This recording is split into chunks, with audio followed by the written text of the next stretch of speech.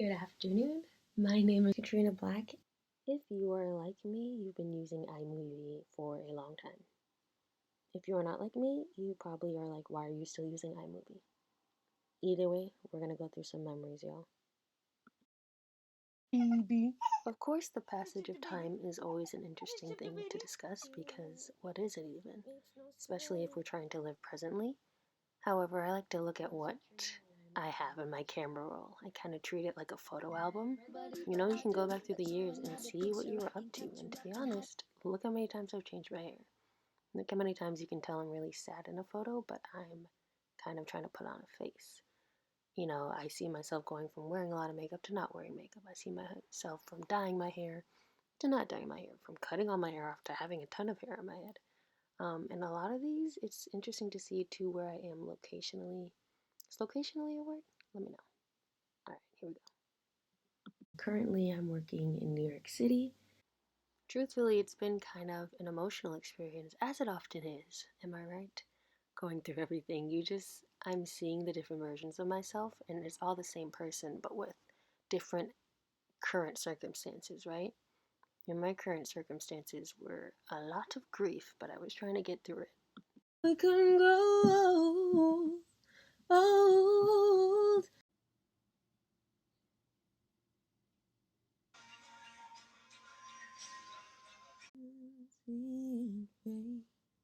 I can even tell what different jobs I had at different times, the people who were in my life and the people who are no longer in my life in that way. It's very interesting how things change, but the person remains the same because how does that change us? Having such a great mission. We're all really thankful, and yeah, thanks so much. Hi, it's Miss Katrina. I'm wishing wellness to everyone there. And I just wanted to read a poem. Oh. And now we are here in the present, right? Current me looking through all of this. It's odd. Does anyone else feel sometimes like they've been fraudulent with their personality just because of how different you feel currently than past versions of yourself? I mean, it's like when you log onto Facebook and you see yourself. Like you see pictures, sure, but you see what you wrote, you see what you tagged your friends in, you see what you thought was important information to share publicly. Just this thing called life for all of us is very similar and very different, right? Sometimes I feel I just get in my head about how many different me's I feel like I've had. And I love each and every one of them. I feel like obviously they're a part of me and obviously they brought me to where I am currently, but it's like, it's like, ooh, did you make the right decision? Who's to say, you know? I guess me, right? I guess I'm to say, and like those involved in my life. I digress. I guess the point I'm trying to make is I really do love treating my phone photo album, camera roll, as a photo album. I think it's very easy to forget a lot of the experiences we go through, especially, of course, in the last 3 years, but in general, life life comes at you fast. And it really does. It's not just a thing from the 80s. Like, it really does come at you fast. And all of a sudden, you're like, oh, what's happening, right? But I think, in a way, a good way to stay grounded is by going through all that stuff that you have repeatedly. And I don't mean every day, going through every photo or going through all your stuff.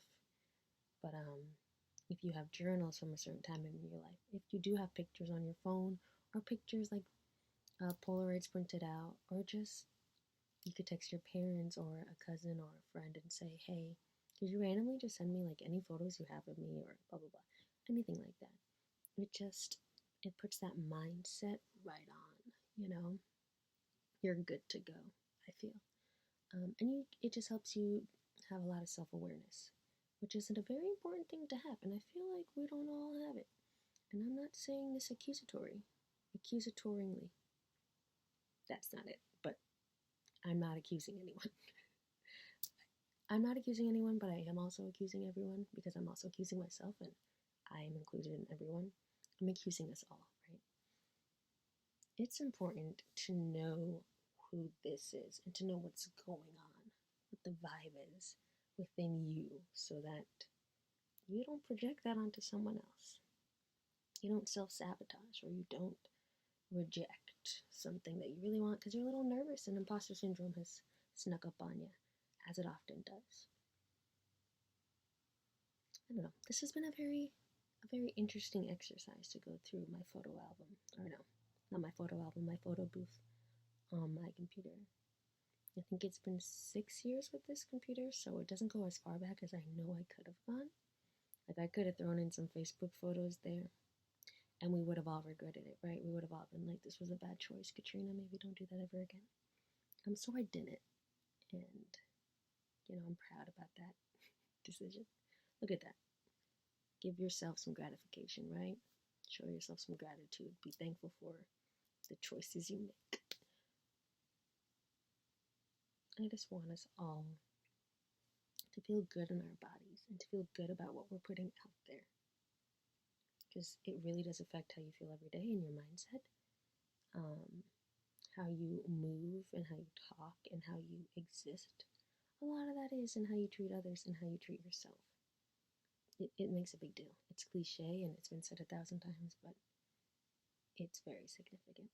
So listen, if you have some free time, go through your photos, go through your videos, and maybe you'll cringe, and that's fine, because if we don't cringe, did we even live?